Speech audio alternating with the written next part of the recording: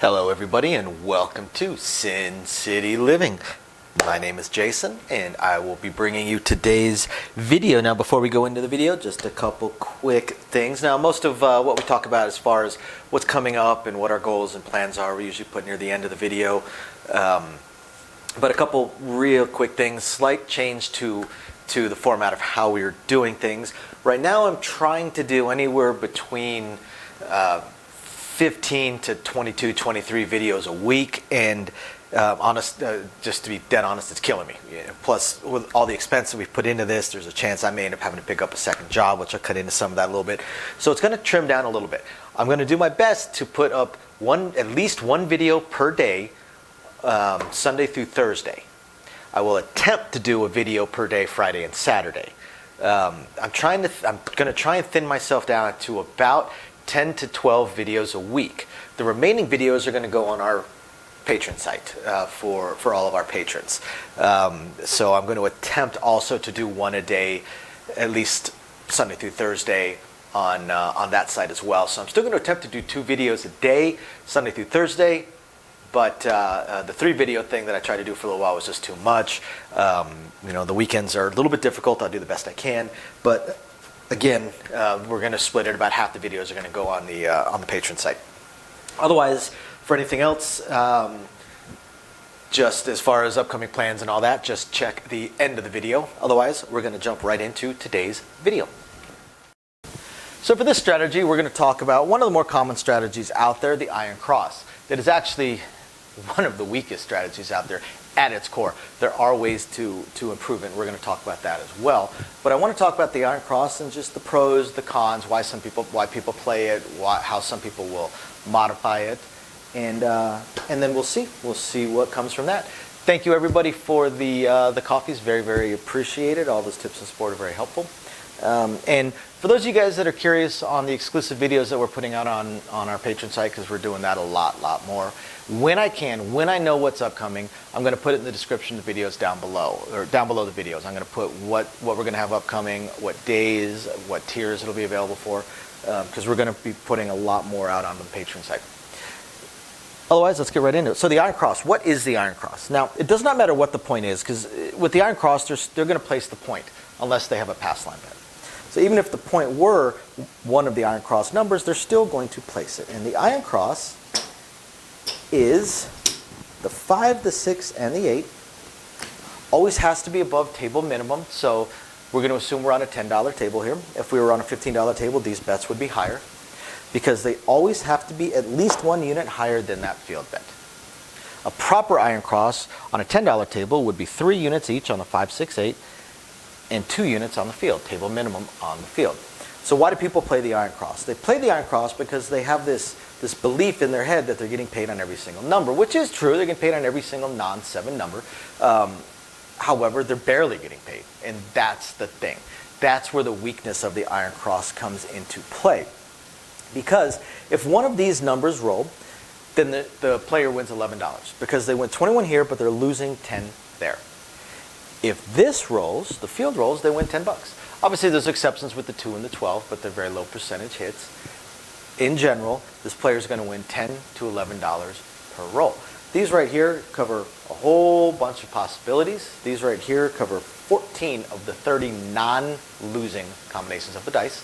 There's 36 combos, 6 of them are 7s. So you have a 1 in 6 chance for a 7. So the true weakness of the iron cross is the fact that you have $61 invested here, which means once the 7 out comes, and it will come eventually, you're going to lose $61.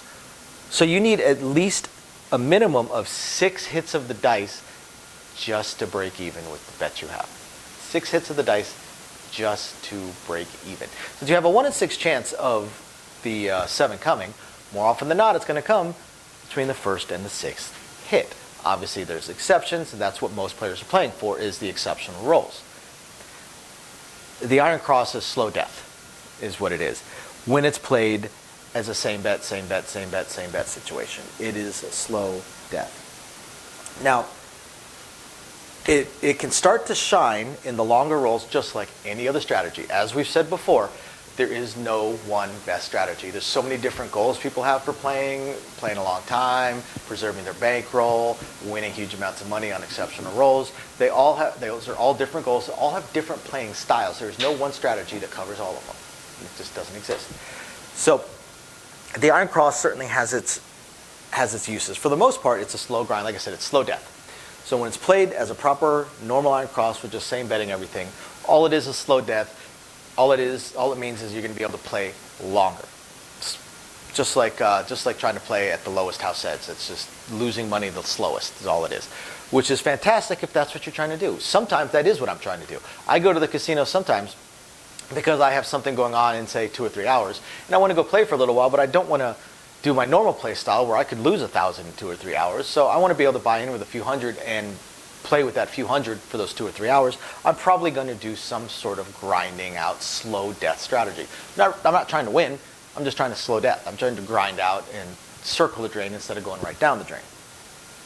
But the Iron Cross can be used to take advantage of longer rolls, because when you just same bet, like I said, you break even at the 6th hit, which means you've already broken the statistics. Just to break even, you've already broken the statistical likelihood on the roll. Now, as the rolls continue, you're winning $10 or $11, which means let's look at this. The world record roll of over 4 hours was something like 153 or 163 rolls of the dice. So let's just say 160 to make it easy. 160. You're winning $10 or $11 per roll. That means $1,600. $1,600 on the world record roll, minus, of course, your $61 that you lose when the 7-out eventually comes. $1,600. That sounds like a whole bunch of money on a $61 investment. But just about any other of the main strategies would have won on that roll anywhere between $20,000 to $250,000. So that's the primary weakness. Now, how does it change? Well, one of the ways it changes is since the player is already looking at trying to beat the statistical likelihood just to break even, why not raise the bets up? So a lot of players will use the Iron Cross. They will use the field bets to slowly start giving themselves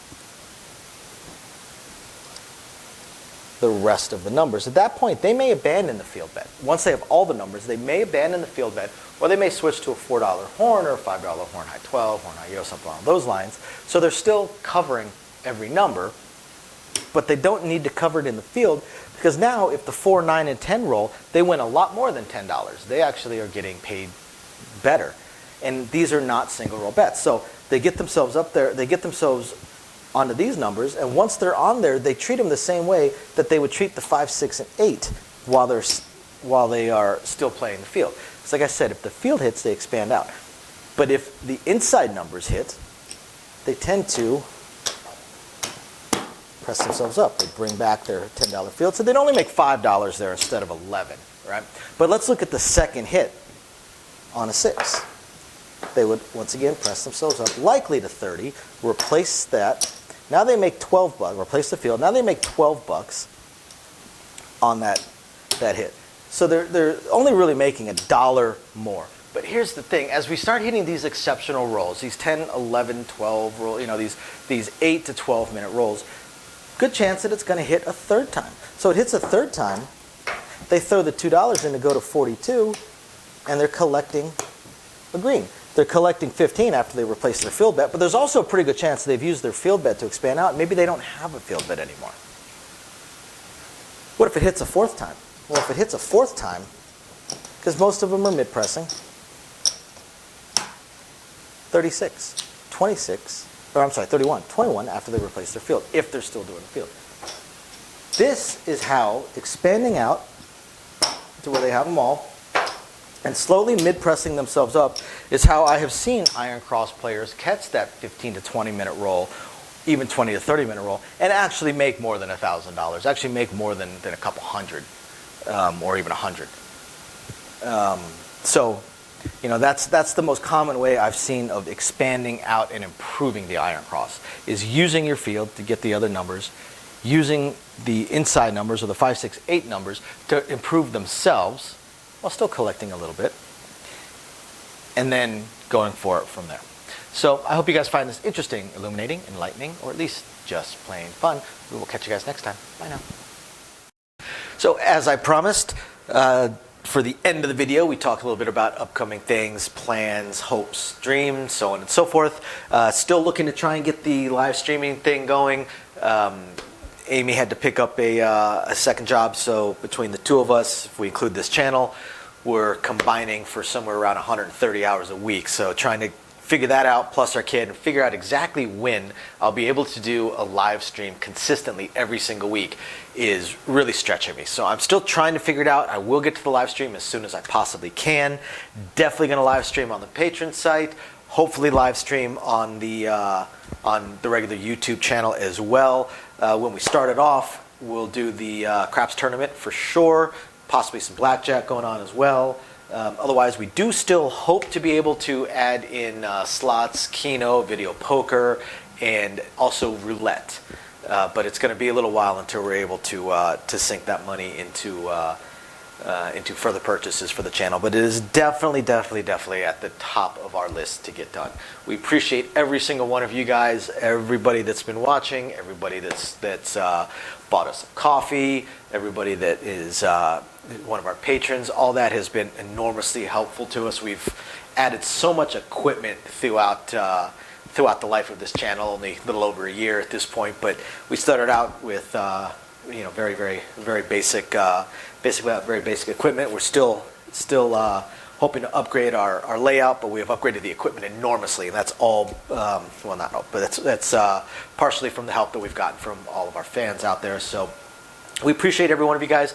Please continue emailing us strategies, ideas, questions, anything you would like to see, or anything you just have a question about, please email us. Even if the email is not something I can film, every so often that happens, the email is just too long, too convoluted.